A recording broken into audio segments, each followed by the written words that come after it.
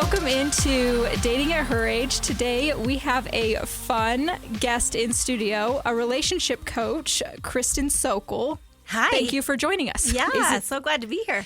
How long have you been doing this, Kristin? Like forever. Like almost 20 years. So back up 20 years. Let's start with this. How has dating changed in terms of your business? It's always evolving. And just when I get like so good at figuring out how to help people craft exactly what they need, it evolves and changes, and we don't need those things anymore. We need a different thing, right? So it has evolved from, when I was online dating in 2003, we had these big, long 600-word, profiles where we would describe our whole lives, right? And what we were looking for and our hobbies and interests, and we're, trying to engage people in that. And photos were also kind of a thing, but, in 2003, who had a digital photos? Yeah. I mean, it was maybe 25% of people. So it was more about words, which is great because my background, I started in journalism, and I was a great writer, so I had all the words for myself and everybody who I was working with. But then it changed, and digital cameras are everywhere. They're everywhere. So Right. Dating has really shifted to be more about the photos and, a little bit descriptive, right? Their words still have a role, but I would say it's like 10% versus 90%. So that is like the primary way that dating online, and we wouldn't even say online dating anymore. That's an outdated term. We would say dating apps, right? Because, nobody dates on their laptops. That's how we used to. You might have just explained why the shift that you noticed is why I don't love dating apps and online dating is because it's all based off of appearance and that shallow swipe. That is just like a quick instinct. And I think you just, because I don't know, I feel like maybe I would like to read a longer story about someone. I'm not sure, but that stood out to me. I definitely would. And I'd like to get into that more with you in just a few minutes. Let's. But because I want your best tips to share with our Dating at Her Age listeners. I'm like, what we can do to better our profile, maybe take ourselves out of the dating game and into a relationship. So if I come to you as a dating coach and I say, I want to hire you, what do I get in return for paying you to help me date? So I'll describe my process, and I think it's going to be different. Like different dating coaches likely have different things that they focus on. I've been doing this a long time now, and I've learned a lot from other colleagues and from trial and error and what works and what doesn't. And so when somebody hires me, typically I'll take a client for about 10 sessions. That's where we start. So I generally don't work with people for fewer than 10 sessions because that's what I know. That's how many sessions it takes for them to be able to approach dating differently than they were before, more confidently, right? Or with more skills and techniques and strategies. So 10 sessions is where we start. I have, 3 different phases that we will work through. This is general, but, my coaching is one-on-one. So people come at different phases and need different things. So, sometimes we omit certain things and add other things in, but I'll describe the typical process is 3 phases. The first phase is all about, first building a desire for the future, helping me get a picture of what they are looking for. And I'm trying to back channel helping them get their own picture. Most clients who are frustrated enough to hire a dating coach have had really bad experiences. I have a lot of evidence that dating doesn't work or that it's a futile exercise. And so they're not thinking about things that they want in terms of ideal. And so that's step 1 is let's think about your future and yourself in the future. And if you got what you wanted, what would it be? What would it look like? What would, on a very granular level, what would life be like for you? And so that's kind of where I like to start. And I find that helps my clients shift out of the grumble that they have with good reason, but to change the perspective and look for what is wanted. Right? That helps them immensely. Because if we start focusing on things that we want, guess what? we start noticing that there actually are some facets, some There's options. avenues. Yes, I love that. that we have missed because we have been so rightly grumbly about the whole situation, right? So that helps them, but it also helps me. Later on, we're going to start building strategies, and I got to know what they want, right? I got to know who we're targeting and what assets we might need to help them attract that person into their life, right? So we start with the desire. When we start poking around in desire, it feels really refreshing. And then I find that at the next session, my client comes back to the session, and their brain has suggested all the reasons why this isn't going to work, and could lead to embarrassment. It could lead to rejection. It's safer for them to not try. It's safer for them to stay in their comfort zone. So as soon as we start pushing around and messing with the status quo, right, with the homeostasis of our current life situation, your brain, as a safety protocol, starts saying you should really think about whether or not you want to change this, because risk is involved, right? I want to ask you this. Is that why I feel when I get on a dating app and I start either getting rejected, or maybe I'm talking with a man on the other end who I think it's not going to go?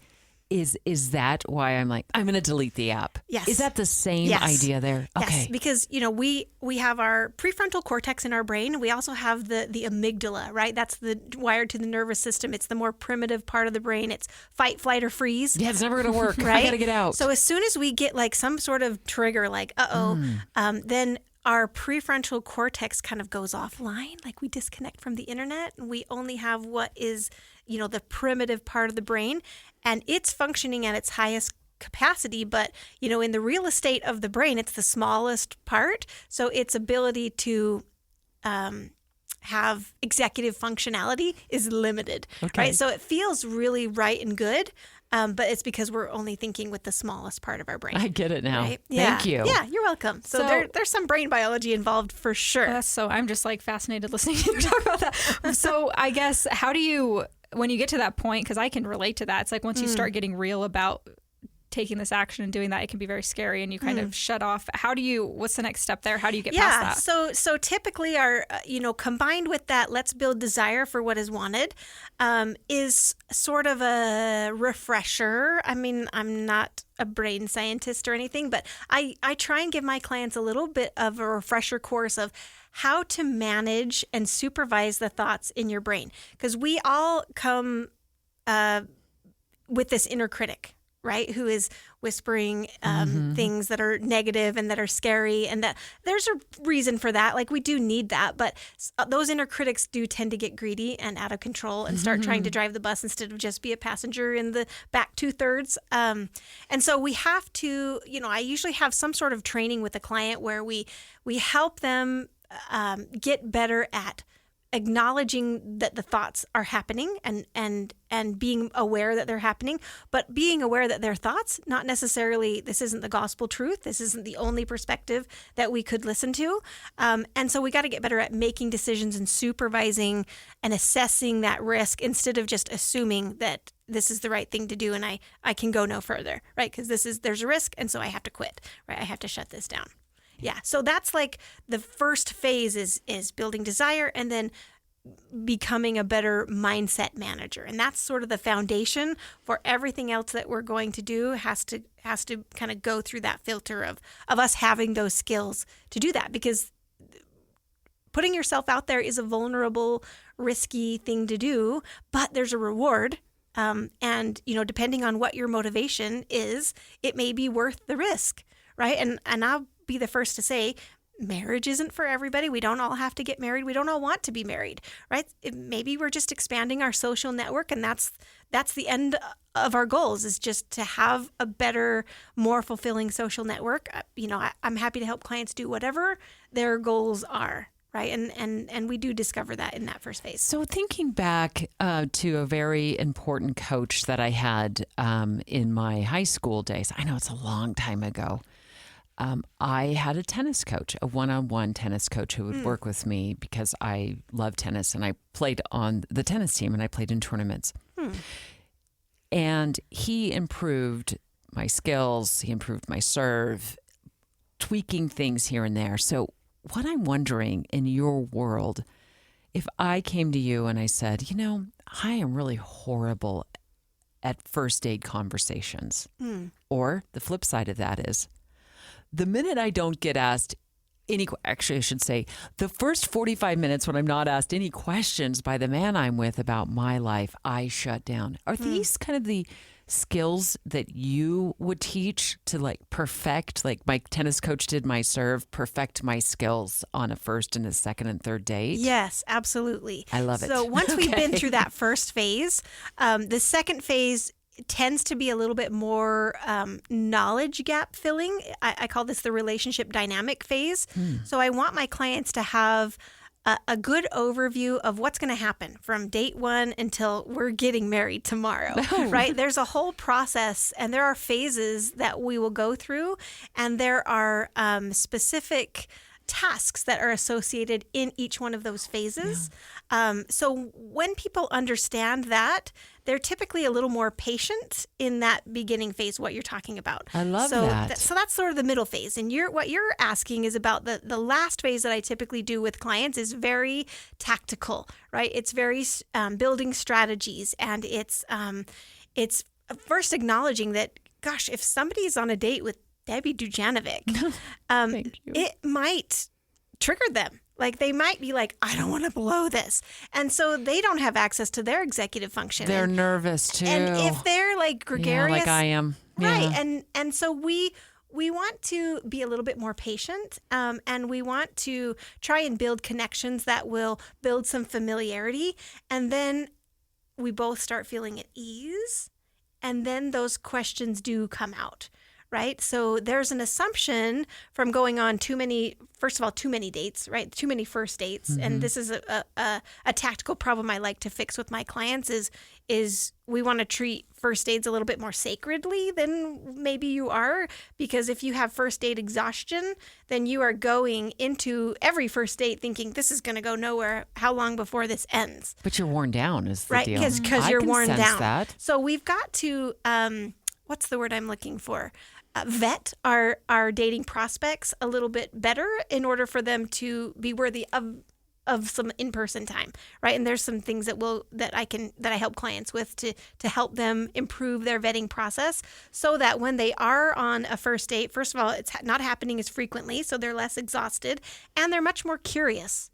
Right? So even if the date doesn't go well because maybe your date isn't practicing great strategy as far as how many first dates we're going on, you have some skills to, if it is possible, and it's not always, but if it's possible to, bring the tension down, put your date at ease and steer him, right? Where maybe you've been talking the whole time. This is a line that I give all the time to my clients of, well, gosh, you have let me talk and share, and I would love to return the favor. What would you like to know about me?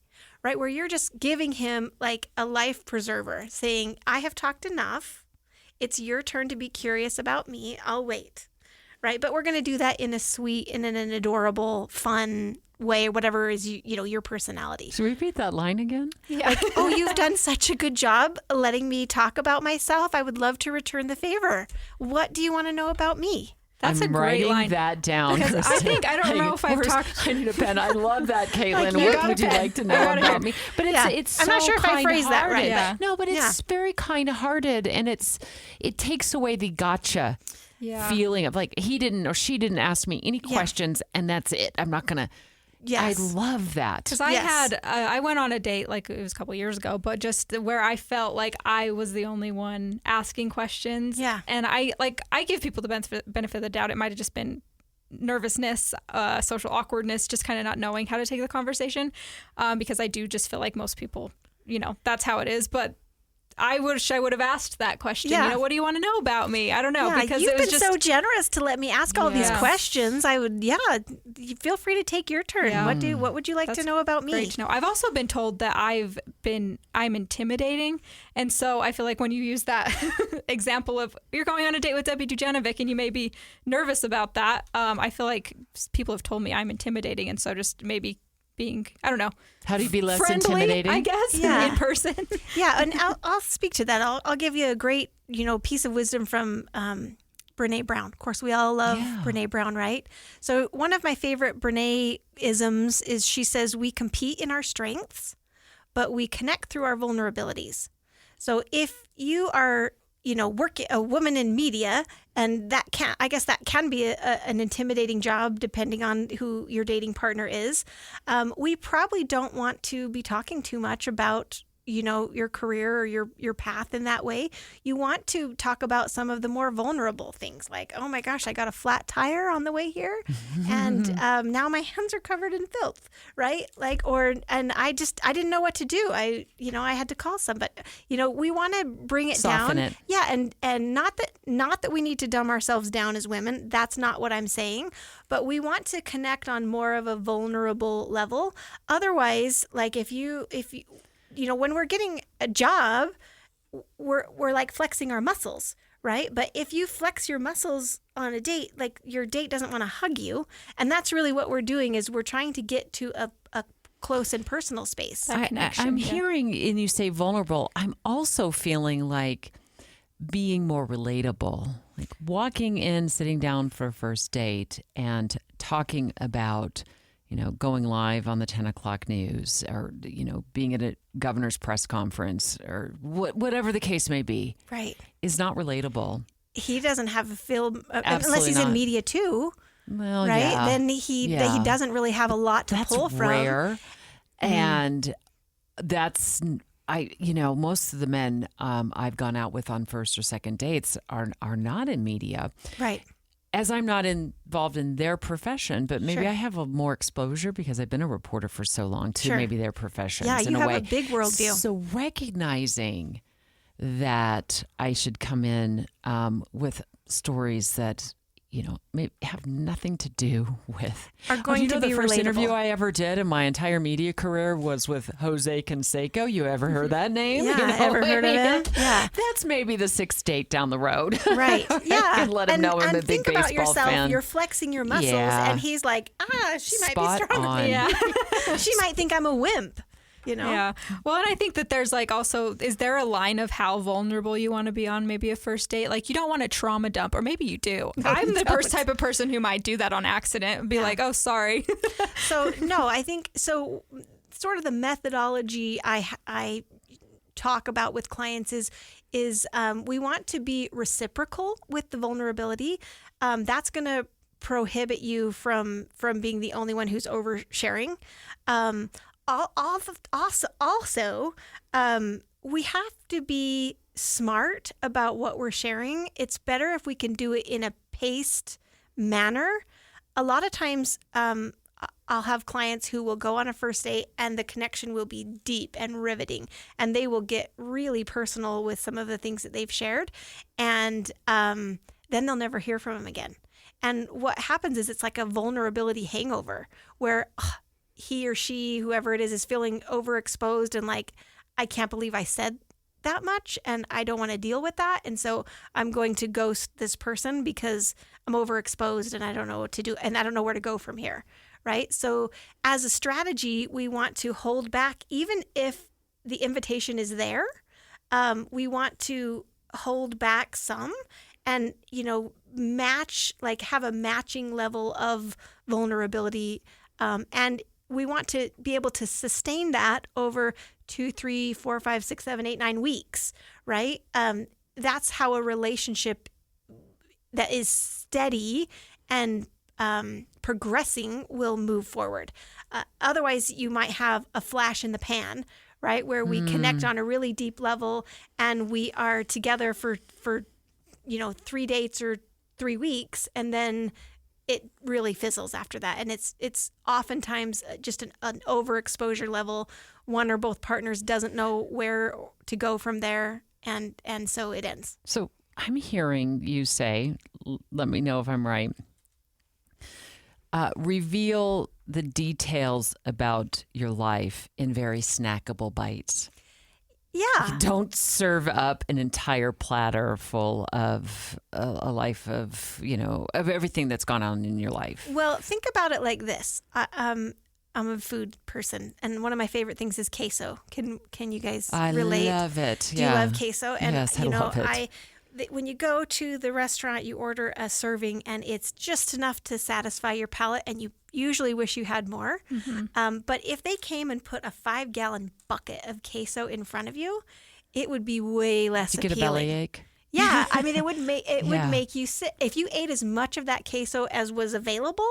It would make you sick, and you would have and just quantity matters, right? Like the law of supply and demand.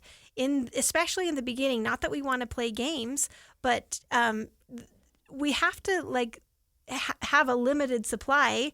Otherwise, it doesn't have the same kind of value.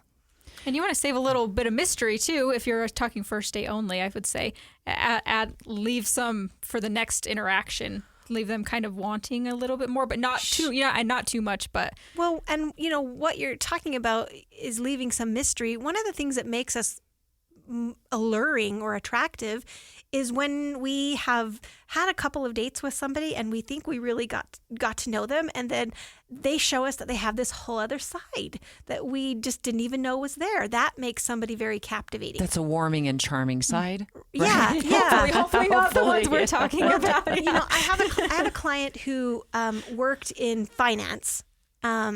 And, I had worked with him for 6 or 7 weeks, and, I felt like I understood him really well. And then he told me that he also kind of moonlighted part-time on weekends in law enforcement. And I was like, what? And he had these pictures of him in this uniform with a badge and a truck. And it was like, oh my gosh, I had no idea that this other side of you existed. And it made him so much more alluring, right? And so we don't want to show every card we have just because we have it on the very first date. We want to drip it out, right? And keep showing them other facets. Think about a diamond that really sparkles, right? The more facets it has, the more it sparkles. Yeah. So do you work with clients on their dating profiles, going back to Caitlyn's point about kind of the lack of narrative that are on dating apps? When you click on profiles, you don't often see a lot of information. I'm also guilty of that. I'm dating app exhausted, maybe a little first date exhausted too. So I tend to lack, I don't use my writing skills, and actually I probably could do a pretty good job. Probably could. Yeah. You actually put my writing skills to use for my dating app profiles. Do you advise clients? And what are just some, I don't want you to give away all of your secret ingredients, but just a couple of really maybe a top tip or two that you could share. Yeah. So I want you to look at your profiles in 3 parts. There's 3 parts to every profile, right? There's the photos, right? That's what we're all primarily thinking of. There's the demographic question that, how tall are you, your ethnicity, body type, those kinds of things, age, those things. And then there are the words, the descriptive words that we use, which now are mostly which question prompts we are selecting from the list, and how we're answering those, right? So it's the written content. And all 3 of those things has an important role, right? And the role is to get you a connection or to get you into a conversation with somebody that you want to be in a conversation with. Right? So it's to your advantage to, first of all, say with the demographic questions, to answer them in such a way that you are getting yourself screened in to whatever their search parameter is, right? So, don't shoot the messenger here. I'm not saying that any of this is right or good, but what's typically done for men, as you know, what do they do with their demographic questions? Do you know what I'm going to say? I don't know. What are you going to say? It's about their height. Yeah. What do they do? They embellish their height they embellish by about 2 inches, right?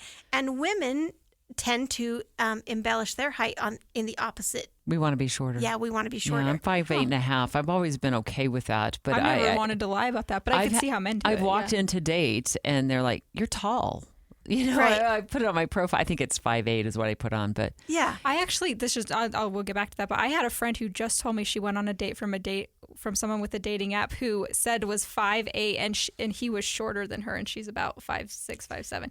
And that just reminded me that it makes me sad that men think to do that, though. But they must do it. Yeah. And I'm not saying it's right or wrong, but they must do it, especially if they're short, because otherwise they will get 0 dates, right? So what the goal is, again, I'm not condoning this. I'm not telling people that they should do it, but it's often a necessity because women are very finicky about height, and they want the taller the better. But the goal is to get out on the date or get into the conversation, and then you have an opportunity to see the whole circus at once, right? Where oftentimes we're making a decision based on 5'6" is too short for me, but not if he is so charismatic and he's masculine and he makes me feel feminine. Like, that's the goal. And he's engaging with me. And he's engaging and we're having good conversation. Then she might be more forgiving of the fact that I'm not as tall as I, embellished myself to be. Right? So that's the goal. That's kind of the psychology about why people do it. And I won't say if it's right or wrong, but I have had lots of clients who have ended up marrying people who are not as tall as they thought they had wanted, and then find out later that it's not nearly as important as they thought. They use it as a bridge. So when it comes to that demographic portion, are you saying I should be 5'6" on my profile? I don't give advice, but my advice would be to answer the questions in such a way that you will get yourself screened in versus screened out, knowing that there will be an opportunity for them to see your package, right? See your profile, and make that decision for themselves. I have a lot of women who, like on body type, would want to describe themselves as average. And I would say, hey, I think you should mark, slender, right? Or athletic, because he's going to see you, right? It's not like we're going out on a blind date just based on these descriptions. He's going to see you, and we're going to have time to text and chat and maybe do a video chat. So it's not like we're fooling him. But the goal is that he sees you, right? We want the user to make the decision, not the algorithm to make the decision. Does that make sense? Right? So I would say answer the questions in the most flatteringly realistic way possible, right? If you are 5'5", you can't claim that you're 6'2", because that's fraud. But of the highest dating degree, right? We're putting you in dating jail. I would say it happens the most flatteringly but realistic way you can. How important is authenticity in dating apps, in your opinion? It's important. So the authenticity is going to come through in what photos you select, right? Putting together a catalog of photos, which, by the way, you can rotate through, right? The algorithms reward fresh content. So if you are moving things around, like photos are coming in, photos are coming out, you're toggling around with what you're saying, the algorithms are going to show you to more people, right? So this is not, your profile shouldn't be super static. It should be a living organism that is being changed and edited. I heard this in my head. Wah, wah, wah. When it came to my profile, I'm like, what? What is the word? Define static. Oops. Right, yes. That's we probably want to be why I changing keep deleting things up. it.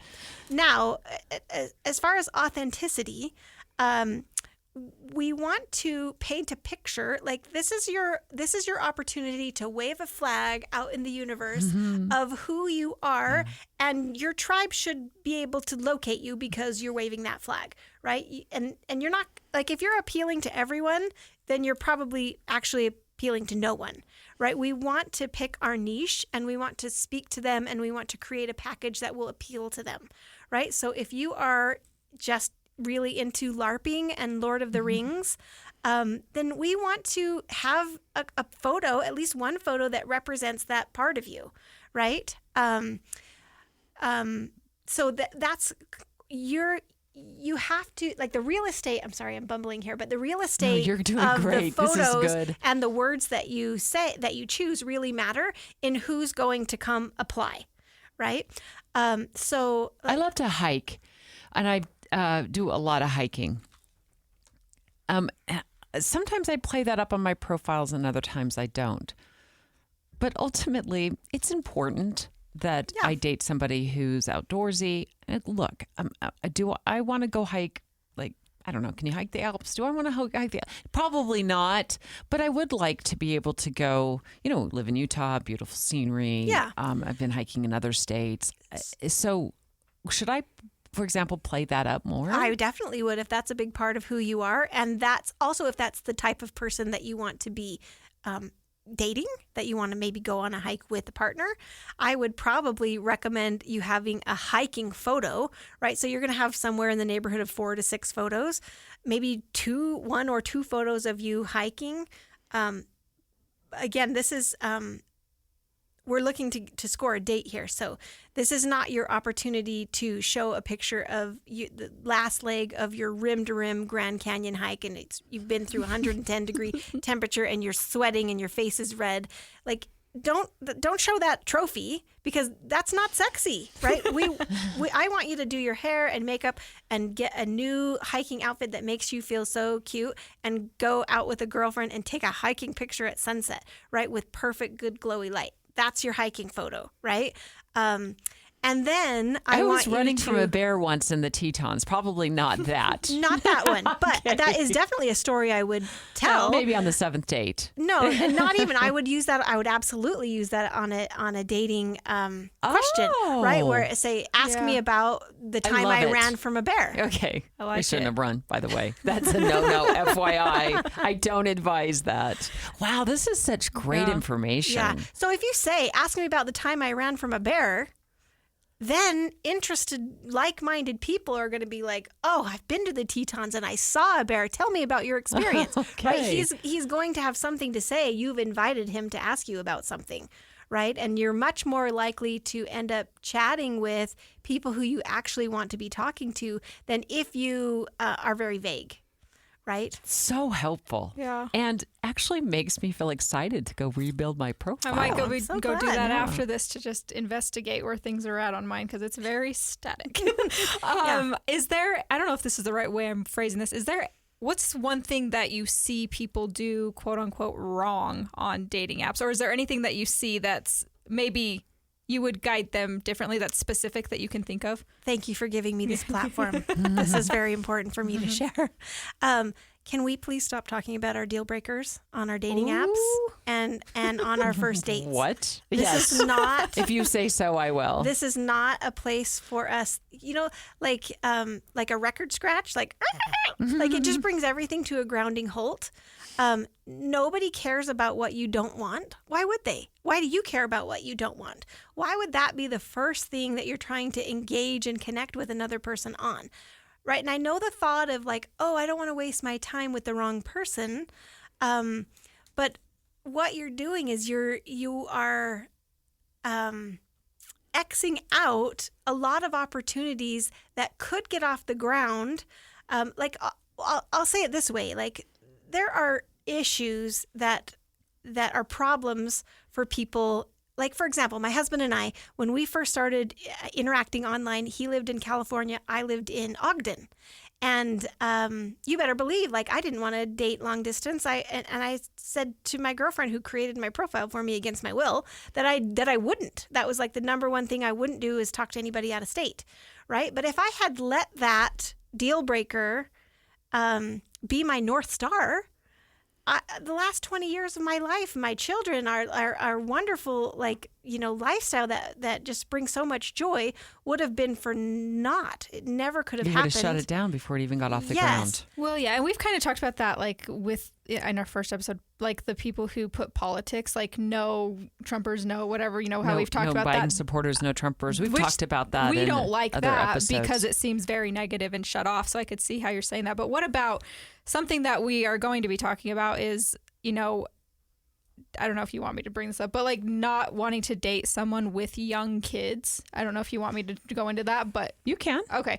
I'll rephrase that so I don't have to edit that. Yeah, because we will be talking about that in an episode. So I've just, but Debbie, for example, has suggested she's not interested in doing that again, having young kids and dating someone. Is that something that would be appropriate? Well, thankfully, just so you know, so I don't get any F grades from you.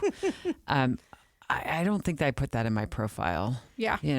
But I do put in my profile as one of the things, like, what do you love doing? Enjoying taking my adult kids, on dinner, out to dinner or something like that. So I send a message in a sense that, if you have a 4 or 5 year old child, it's not where I'm at in my life, but I don't say no children. Children swipe left. I don't do that. That's harsh. I guess that's why I brought that up. But how do you? That's a great idea, though. Yeah. Like, how do you handle that? Yeah, and I still would say we're looking for people who we have a lot in common with, who we have connections and similar interests with. Yeah. I think it would be very reasonable for Debbie to go on a date with a man who had a 4 or 5 year old, and they might have a great hike, and it may not be a love connection, or she might decide that she wants to hike with him every Tuesday night, and they do that for 6 weeks, and he starts talking about funny things about his 5-year-old, and maybe they meet, and there could be a scenario where she might change her mind. It might be the coolest 5-year-old she's ever known. We don't know what's in store if we say no from the outpost, right? So I would tell you to focus on building connections, knowing that, of course we're looking for our one special partner, but, you're the CEO of your own life, and you're probably have more than one position that you are hiring for, right? And even if he's got a 5-year-old and it's not a love connection, he might still be a fun person to go down to have a soup pie with, right? And he gets a babysitter, and he's a real addition to the group that we're going with. I want to. For the record, I love 5-year-olds. Okay. Yes. I was trying not to love say children. that. I love my own kids. I loved raising kids. I loved everything about it. But it's such a powerful example of not letting problems be the North Star, especially if there's a good chance we have a lot in common, right? There's no reason that we couldn't go on one date with somebody that wasn't ideal. And I'm sure glad I did it. Right. I'm sure glad I returned that message and accepted the invitation, and it worked out. And there are lots of people who I've been out with, and there were problems and it didn't work out, but there are still close friends of mine. Right.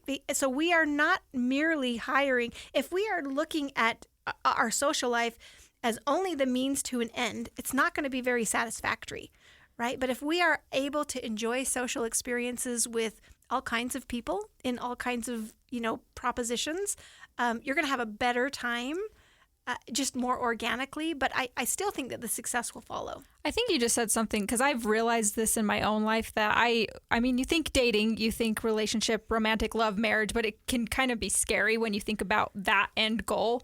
But really, when you just think about it as I'm just looking for a connection, regardless if it's a friend, if it's a more romantic relationship, it kind of makes it easier to obtain. Do you feel like that's something you see with people, and maybe that fear, or just like kind of not being open and broad? Yeah. Openly open. I don't know what I'm trying to say with that question, but not being open. I think I do. And we put so much pressure on dating and ourselves and the opposite gender or same gender, whatever you're looking for, your dating pool. We put so much pressure there unnecessarily, and it's not very fun because of how much pressure we're feeling to do it, right? But if we can go into these spaces and be a bit more open-minded with the idea of expansion, right? I'm here to have a good time. I'm here to expand my social network. If something romantic happens, I'm open to that. I'm hoping for that. But I'm also hiring for some of these, other positions of people I could hang out with in groups and girlfriends or guy friends that, because I have a need for that. And when we go in with the idea of expansion, it puts our, amygdala at ease, and it allows us to be more who we are, which is charming and engaging. right? That's like the sexiest thing that you can do is put your anxiety to ease, right, to rest, so that you can be more who you are in those social settings. Mm-hmm. Take the pressure off of it. Yeah. What do you think about selfies? I have strong we're talking opinions about like what you selfies. don't like or what you recommend we get rid of on our dating apps. Go. Yes, I have strong opinions about selfies. Please share. And this might surprise you. I'm pro. I like a selfie. I think, in a package of 6 photos, probably one of them should be a casual selfie. On a day that your hair and makeup and looks just right, or you're wearing something, or you just killed it, or the light is really good, snap a selfie. But don't take a selfie just to have a selfie, right? The conditions must be right. Right. So, the best way to take a selfie is in front of a light source. So, I actually have on my blog, I think I have like a tutorial on how to take a really good selfie. But, stand 1 or 2 feet away from a window, like psycho close to a window, where you're getting good light on your face. And you want to hold the camera right about your eyebrow level, not too high and definitely not too low. We don't need double chin or nostril. But we want a good flattering angle and good light. And you can't beat like a magical selfie. Yep. Right? It's an intimate look at who you are and what you really look like. And what we want our photos to do is to illustrate our face and our body and our life. Right? And a selfie is a really good way, especially to illustrate what your face looks like. And so do you suggest like a closer up photo, maybe a full body shot? You've got to have a full body shot. I wanted to ask that too. Is that the one you drag your friend out somewhere and then they take 7,500 full body shots and then you this is a planned photo session. You can also Yes. coming from someone who takes pictures a lot, you can if you don't have a friend you can just set up on your windowsill with the light hitting you, turn on your self timer. It works great. That's what a tripod's for. Or a tripod, but if you don't have a tripod, I say so windowsill. not anti-selfie. What about anti-filter? Anti-filter. Yeah. You are anti-filter? The most filter I would use is a like portrait setting on a phone. You might be getting a tiny bit of screen on that. But again, we want to illustrate what you actually look like in the most flattering light, but we don't want distortion to be part of the process. We want to show up to filters. the date looking as close as possible to our photos. And men do complain. I hear a lot of male complaints about the use and the misuse of filters. If you're using filters, they know, right? And they would assume that there is something to hide, right? So the best thing that you can do is the best filter is good, natural, diffused light. That's the best filter out there anyway. So use that to your advantage. Get into that light. Put an appointment on your on your calendar to get out into, in the golden hour so that you can take some of those shots and have some of those. We're getting photography lessons here too. I like it. We need it all. And what about the narratives on our, what are your thoughts? You said you stop with the deal breakers, adding those. Are there any other parts of the narrative part of that you say, oh, stay away from that, or add this? Let me give you some really good tips and I'll start with a cautionary tale. I had a client, mid-50s woman, and she's divorced. She has grown kids, and she likes to spend her weekends on the lake, at the mountains, 4-wheeler, side by side, up the mountain. And so she's trying to attract like boys with toys. Right. And the profile prompt question that she had chosen was, my favorite book is, and she answered Jane Austen, like some Jane Austen book. What's he going to say? What's the boy with toys that she's trying to get into a conversation with? What could he possibly have to say about her favorite Jane Austen Maybe he novel? hasn't read it, is what you're saying? He hasn't read it. He doesn't have anything to say about it, right? So think about who it is you're trying to engage and have a conversation with, and pick a prompt that lets you tell a story or share something about you that's going to appeal to him, right? So, better for her to say something like I spent last Saturday on Pine View Reservoir and I got a screaming sunburn. Do you have any sunburn remedies? right? And you see, I'm like kind Something of like kind of throwing fun. out and asking a question there too, to make it easy for him to feel like he has permission to reach out and giving him something to reach out about. And we did this earlier with like, ask me about the time I got chased by a bear at Teton Park, right? Right. Because if you haven't been chased by a bear, maybe you've been chased by another animal. You can just, it's a fun way to start the conversation, Right. even though in the moment I was scared for my life. But Right, yes. right. Yeah, Or, we can or have fun travel. with it now. Like Yes. I'm headed to Italy this summer. If you've been, I would love your travel tips. Nice. Travel. I would love your travel tips. Yeah. Right. And now anybody, many people have been to Italy or want to go to Italy and say, ooh, you'll have to let me know how it was, right? They might have something to say about that. But I'm trying to appeal to people who like to hike or who like to travel or who like, FanX, right? Yeah. Or who like Marvel. Yeah, something specific that's a very important interest of yours. I Yeah. like that. And Yeah. what do you think of audio messages or the audio prompts? I like them. I think they're very illustrative. I like them too. I like video clips too. I mean, the more we can tell our story, the better. But if you're going to make a video prompt or an audio prompt or a video prompt, we have to manage the background noise. We have to manage the light and angles. All this comes into play, right? Where we don't want to have it. We don't want to do it in our bathroom where it sounds really tinny. Like we're in our bathroom. Right? Or it sounds like you're, Yeah, it so does. we want to just kind of manage all those things because they can be a good thing, but they're a two-edged sword. So I've done a lot of voice work in my life, and I had to do quite a bit during COVID. And of course, that created all kinds of unique challenges, right? And my boss here at KSL News Radio would send me copy scripts at home.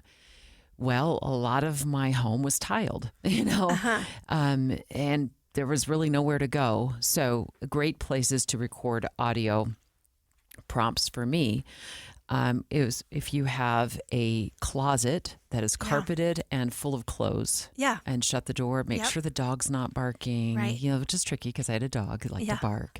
But usually I would record during my dog's naps. Yeah. And then I would tell my children, even though they're full grown, hey, don't come over and ring the doorbell for the next 30 minutes to come in and see what I've got in the refrigerator, you know, because I'm in a pseudo recording session. So I haven't been able to give much advice. You've been giving all the advice, but that works. And I'd also say with video as well, I think, just having done video and you've been in media and Caitlyn's in media and she does a lot of video.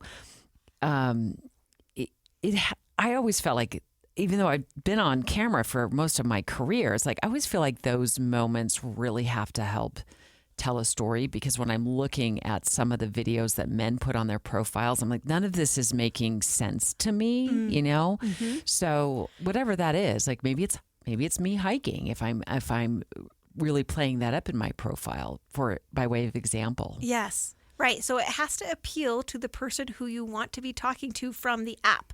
Right. It can't just be like a resume of like, look at all these cool things that I can do and have done, but rather like, here's, try and pose it from here's what we would be doing together, right? Here's something that I would enjoy your company, doing. So, walking along a trail and taking a cute little selfie and talking to the camera and maybe flipping it around and seeing it, spotting an animal or, a beautiful vista, that could be really compelling to a guy that would be so enchanted to find somebody who is actually out there hiking, right? I can literally see her doing that, and I like the sound of her voice, and I like her look. And videos can add a little bit more personality as well. That's just why I tend to like video a little Like bit I've more, seen videos of men, like they're racing motocross. I'm like, and I can't even see what you really look like. Right. Even though that's really impressive, it's not something that I would draw me to their profile, even though maybe our algorithms have matched up because we both put something in there about loving the outdoors or something like that. I wouldn't mind that in addition to maybe a more personable. Yeah, as one. part of a total package, like Yeah. it speaks to his masculinity, and there are a lot of women out there who are very attracted to, a lot of that masculine energy. I should push the recommend to a friend button on that. Yes. But this is bringing this together for me, because dating app profiles have been a mystery for me. They're a mystery to my friends. They're a mystery to men that I know who use dating apps, and the best ways to use them to, take advantage of the reason that we're on the app, which is to meet somebody. Right. Can I ask you a question off of the dating apps? So Please. something that I've talked about we did a whole episode on meeting people in the wild. I don't love the dating apps because of reasons I've explained. They're a little they seem forced to me, but you're making it sound way more fun. So maybe I'm changing my perspective. But do you feel like we've lost the ability, maybe it's my generation, I'm 29, to connect with people in person, number one? And also, what would be your main piece of advice on meeting somebody in the wild? Like just at a coffee shop, for example. Like I get nervous and I freeze. I do the freeze mode. I'm like, I'm not talking to anybody. Yeah. So I'm glad you asked. My best dating app advice is to get off the apps and have a real life too. Like dating apps work so much better when they're not our primary source of social interaction. We put too much pressure on them, then they start to feel really taco and uncomfortable, and we want to blame them for everything. And maybe they deserve it, right? So it's to have a balanced approach where we are also being intentional, and that's the missing link. Is so much of what we do is on screens, right? Whether it's our computer or our phones, that it takes some intentionality to break that off and get out there, right? So when we are at a coffee shop, we be intentional. Like I'm going to walk in here, and my goal is to make eye contact with two people and smile. That's what I'm going to do. And I don't know what will happen, probably nothing, but I'm going to walk out of this coffee shop knowing that I did an intentional thing, and I'll feel very proud of it, right? Or I'm going to this conference, and there's going to be some people I know there and mostly people I don't know there. And so my goal, because I'm trying to be intentional, is to, instead of sitting in the back dark corner, away from and keeping to myself, I'm intentionally going to go sit in the middle row, right? Or I'm going to sit at the end of a row. There's a couple of empty chairs, and I'm going to say to the person, "Can I sit here?" Make a friend. And try to, and when they say yes, I'm going to say, "Oh, thank you so much. I'm Caitlyn, by the way, and you are." Yeah. And that's my whole goal, is just trying to be a little more personable in the situations that I'm already in, right? And we can do that by making, what I tell my clients is, goals that you can initiate yourself and you can maintain yourself, right? Like I don't have to meet the love of my life at this conference or at this event, but I sure as heck can be sure that I am holding eye contact, that I'm smiling and holding eye contact for 2 seconds, because it's easier to look away. But if I hold eye contact and I smile, and then maybe I look away and I look back, he knows that smile is for him, right? Yeah. I feel like that's actually something we've stopped doing. Maybe not everybody, but we don't make eye contact. We don't. And so when you're that person that's different and you just give them like a smile and a look, you're going to stand out just by doing that. Not creepy. Don't stare at them with that. But yeah, I don't know. That's Do really you want good me to freak you out right now? Sure. The thing to do is wink at people. Oh no, I could never. I'm so scared of that. I'm just old enough I can start doing that. Yes. You know what I mean? I wink at almost everyone. In a reassuring kind of way. I'll be in my car making a right-hand turn. There's somebody standing at the corner. I look at them so I don't hit them, and I'll wink at them. Like it's so second nature to me to wink, and it makes people feel seen. It makes them know that you notice them, which is very flattering. And, winking isn't for everybody. You're maybe aren't at a winking place, but a look and a smile, like we're riding the shuttle bus from the parking at the airport to the airport terminal. There's all kinds of people on there, and most of us are trying not to look at each other. Yeah. But if you are being a little bit more human and intentional about being human, you might flash a smile. And just be aware of your surroundings when you go somewhere, instead of, I'm very, depending on the day, I guess I'm very kind of in my head. And so and we have long days, that happens. But I think that something I've tried to do when I go into like a coffee shop or wherever I just want to sit down, I try to be aware of what's going on around me so I don't look like I'm huddling or anything like that. So what is your suggestion on when something is not working? And I'm not trying to use the coffee shop example here. Like, how many coffee shops have you gone to? I have other locations. I just like coffee shops. People in the wild. I'm going to use an example that I thought of when you were giving us that great advice. And I have been working out at a gym since I was 23 years old. I've had gym memberships my entire adult life, maybe not the first 5 years of my adult life. I go to the gym regularly. I've gone to all kinds of different gyms. I've never met somebody that I've gone on a date with that I can remember. Nobody that at a gym.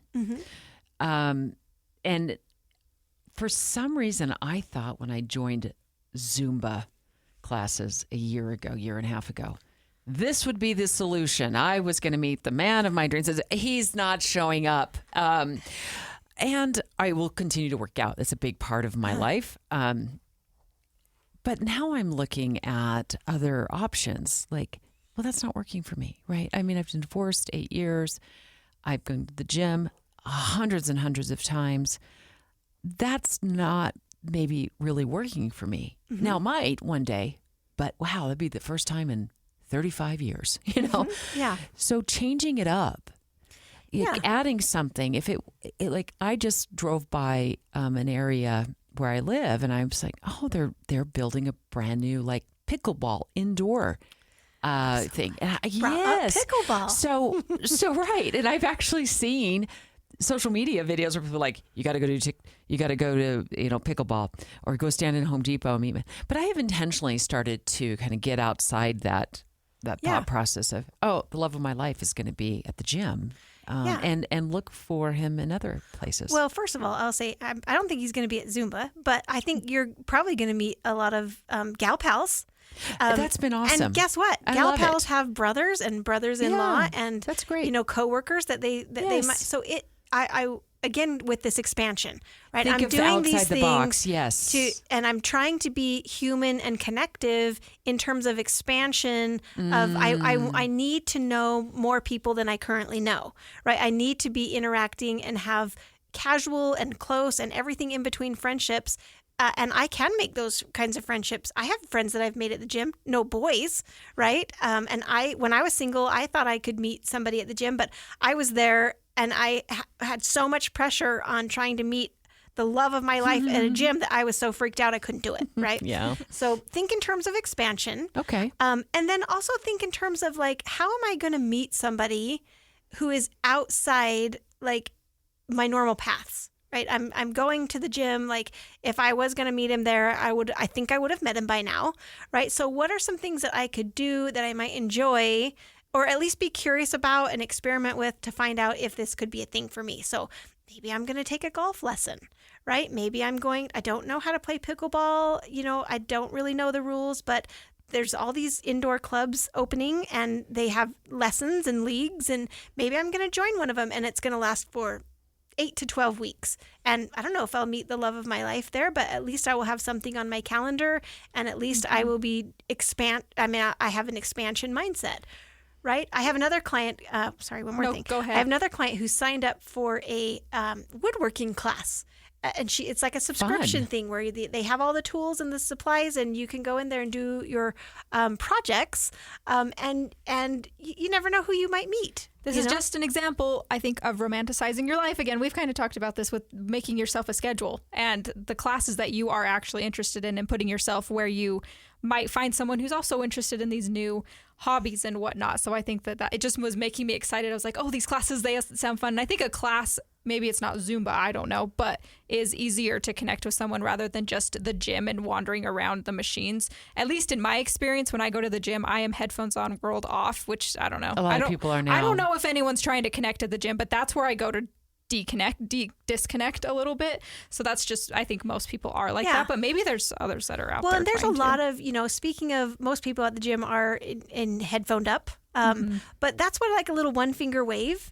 If we make eye contact, you might do a one finger wave, and that's all. That's a big move. Yeah, there right? is. And you should feel proud of yourself for doing it.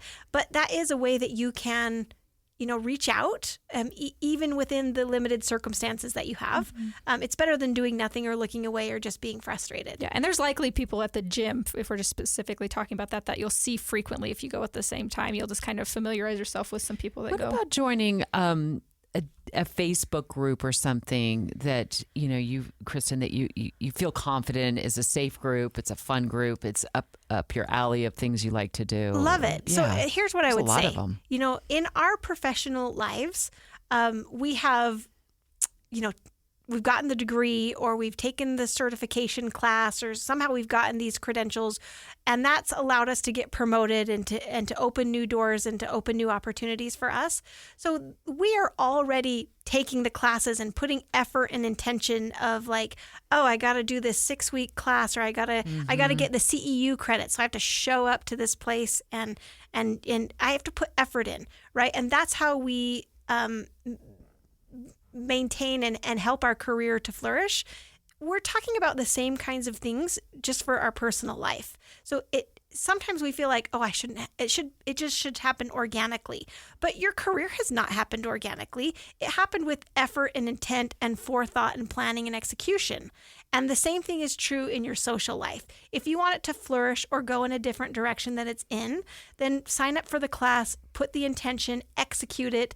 Some things will fail, other things will succeed. You'll learn, you'll change, you'll meet new people who will open doors and introduce you to other people that will, create new opportunity for you. And we just feel like we're failing if we have to put effort into it. But people who are in happy, connective relationships, or who are happy in the dating pool, are doing this is what they're doing and this is why they're happy. Do you think a lot of people are closed off to dating and they don't realize it? Do you think that there is a shift that is needing to be made?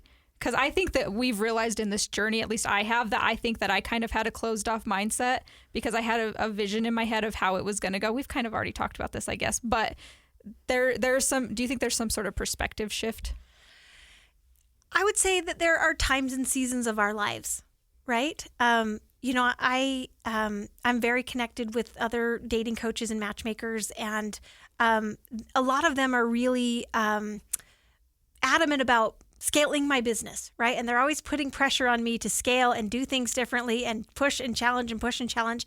And there's times where I just want to get out of the room as fast as I can, because I don't want anybody to tell me how I need to change my business or what I need to do.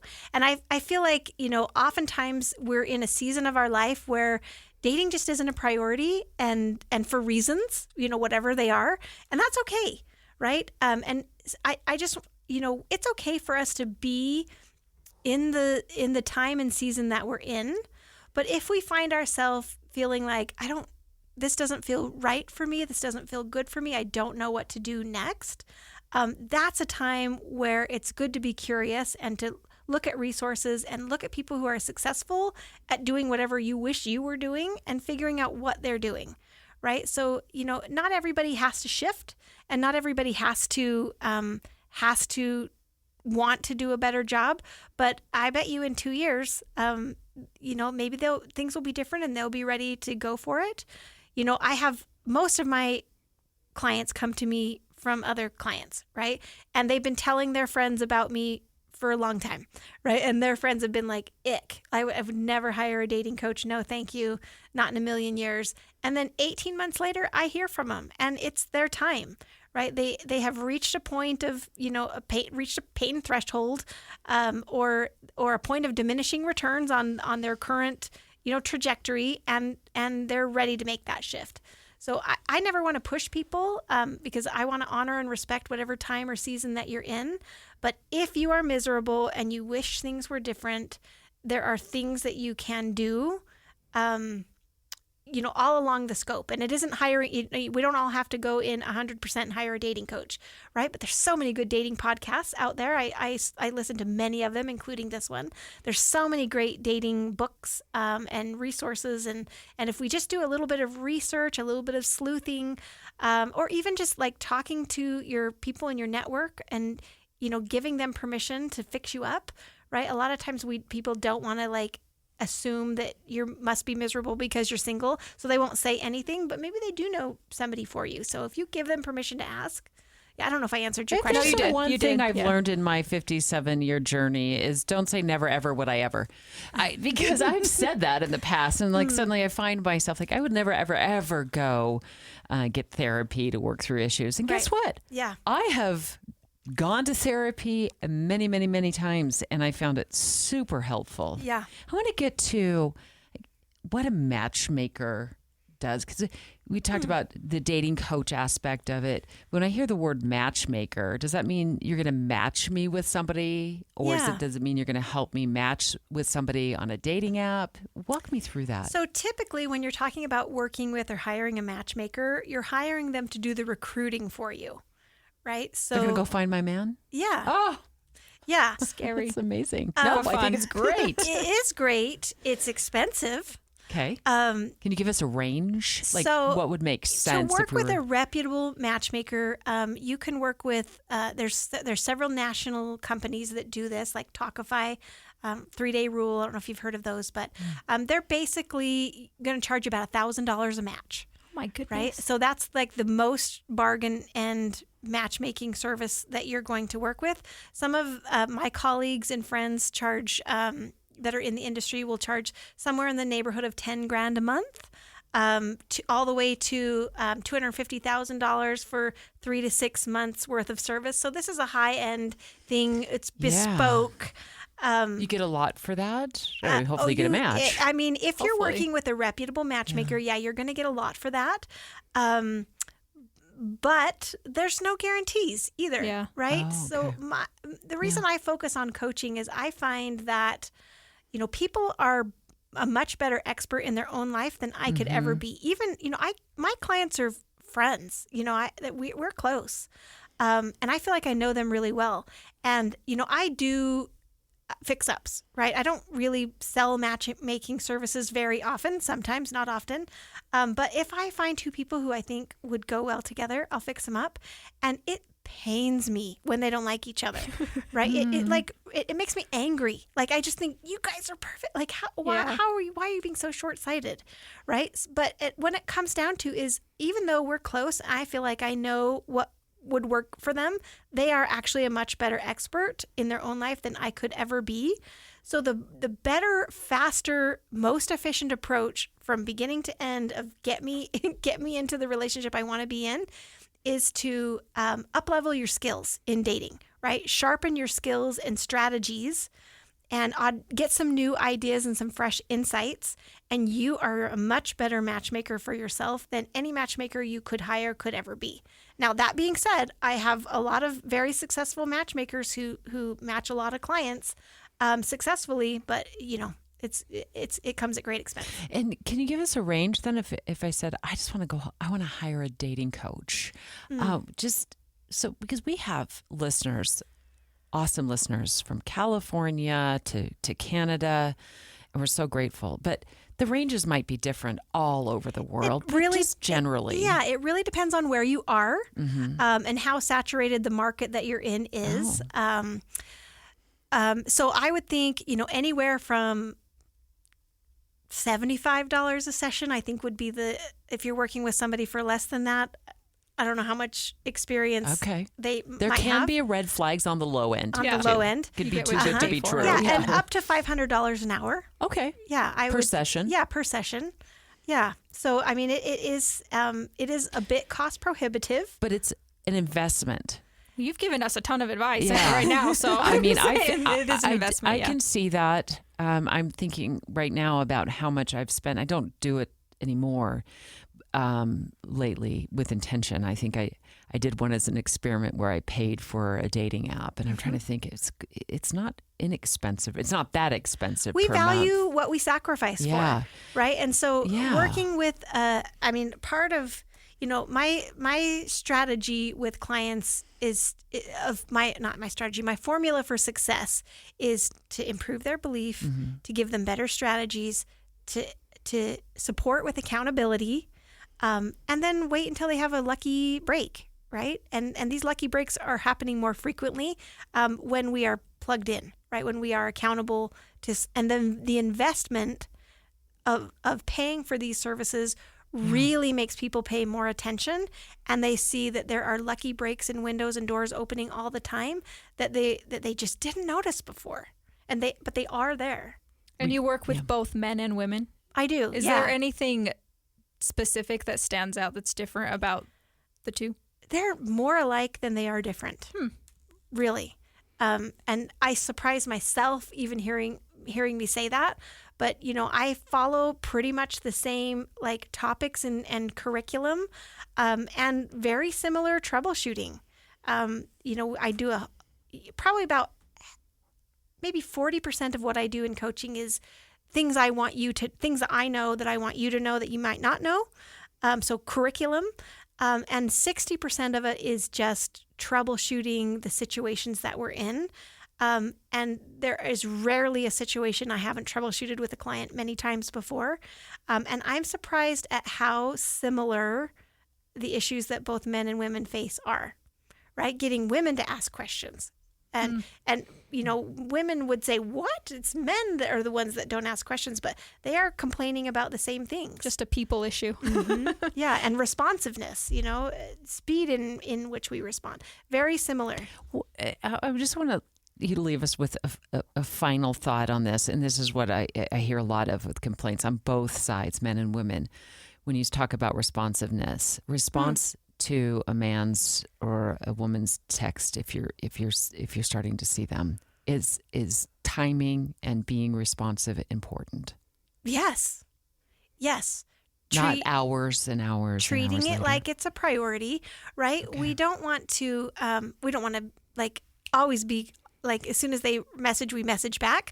Again, it's the supply and demand. We do want to have some air of like, we're hoping, like we're making them wonder a little bit. That can be alluring, but not the next day. I mean, maybe like the next. I mean, it depends. Like, yeah. And it depends on at what point you're in, right? If we have been chatting via a dating app, as of yet, you're a stranger from the internet. The best people have full lives. Right. And so a stranger from the internet who I'm interested in and curious about maybe still doesn't register above my, getting my kids to their soccer game and back and cheering on the sidelines and getting them dinner and getting them to bed. And then at the end of the night, I will respond unless I'm too tired. Thank you for explaining that, because that's how I feel about it when I'm first interacting with somebody. Yes. But after we've been on, a date or 2 dates or 3 dates, yeah, we're a little more beholden to be responsive, right? Because now we actually have a personal connection. We've shared some time. We're investing. And so we do want to give that a bit more priority, even if it's I saw this text. I'm just got a million things going on, but like, let's chat more tomorrow. Yeah. Boy, that was loud. Sorry. That's not hard. That's something that is not hard to say. Like, hey, I saw this. I'll get back to you later today. Ooh, I'm thinking about this. I'm thinking about you. I've got a million things going today. Let's talk more tonight. Yeah, I love that. That's great. Kristin, you told us earlier that you have a blog. I have a website, and can you share that with our listeners so they can learn more? Sure. And is it filled with good advice? Here's the thing. I'm a lazy blogger. I have a website. It has what it has on it. I think I have maybe 9 or 10 blog posts. I'll take any advice. I should be putting it. Adding to it, but I tend to be quite busy with clients, and that's great. And guess what? I have a husband who is devoted to me, and I'm devoted to him, and we ski and we hike, and we have 2 teenage girls, and I should feed my blog more, but I don't. What is your URL? What's the website? It's KristinSokol.com. Okay, yeah, perfect. And Kristin with an I and an SOKOL. Yeah, we'll link that. And then can I ask you one bonus question? I wish you would. What is your suggestion for the best icebreaker for a first date? First, what's the first question on a first date? Something like that. How do you start it? Something open-ended, right? Where we say, so what's making you happy lately? Right? Something, and if I could have some more time to workshop it, like what's the happiest you've been all month? Or what's the highlight of your month? I'm like, I don't know. Yeah, you don't know. I'm having fun right now. And that's the thing is we are, there have been, like, I'm sure if somebody asked me that question, I might sit and think about it for a minute, and then I would come and tell you about the, concert I attended with a friend in Vegas, and how we got upgrades to our seats that we weren't expecting. Yeah. Right. And that's a story. And now we're talking about something, and I'm lit up and I'm animated. And it's positive. It made you think about, have gratitude in your own life. I think that I'm reflecting as well. I saw a dog video this morning that made me happy. Oh my gosh. I am get so sucked into pet reels and cat reels and dog stories, and I like wander out 3 days later in a stupor, like where did the last 6 hours go? Relatable though. Yeah. I love all of this, and I just wrote down open-ended questions. Yeah. It could just flourish into a really great conversation. Because you want tell me them about to the think. highlight of your month. Ask them something that they don't know that they might not know the answer to. I like it. I like it a lot. Wow. That would I create could keep synergy. asking you questions all day, but Kristin, we'll I have can to have come you back. back. We'll have to have you Please. back. Will you please? I'd love to. I'm sure we have exhausted you, peppering you and interrogating This you. is a long podcast. Picking your brain. We'll fight fast. It Yeah. may be a record time Sorry, for it's so dating long, aid. everybody. Really though, Please, that's why I checked. anytime. We're thrilled. We are Yeah. thrilled No, I'm and so happy to grateful. come back. You know, I work via Zoom mostly, and so I'm usually only dressed from the waist up in nice clothes, and so getting out of the house and interacting with people in 3D is really fun for me. So I'm happy to come back anytime. Well, thank you then for gracing us with your presence and so please, much this of your is my time. honor. Dating can be a mystery for a lot of us. Yes. You've unraveled a lot of it today. You just gave me some Good. hope too. Oh, Some more good. excitement Well, about I it. want to be your partner to support you. It is tedious. These experiences that you're having and the frustrations are real, and yet we can get through them. Well, Many people have. personally, I can't wait until this episode drops because I'm going to be the first one up at 4 o'clock in the morning when we drop it to listen to it again. Oh my gosh. Take you're too notes. I mean it. Thank you. Yeah. It's inspired me to feel better about dating, to Good. approach it from a different angle, to think through how I'm looking at things. Like when I go to the gym, I'm not necessarily going to meet the man of my life. I might be meeting his sister. It might be on meeting his his sister. Zumba class. Right? Kristin Sokol, professional relationship coach, based right here in the great state of Utah. Yes, You have ma'am. clients around the country. Yeah. Have you had any of them get married? I've had 16 weddings this year. So this stuff really works. I'm good at what I do, and more than not, like people are smart and savvy and good, and they just need a little perspective shift. They need a little bit of hope. They need a few fresh strategies, and it really does work. 16. That's the drop the mic moment. Thanks for being a part of Dating at Her Age. Thank you.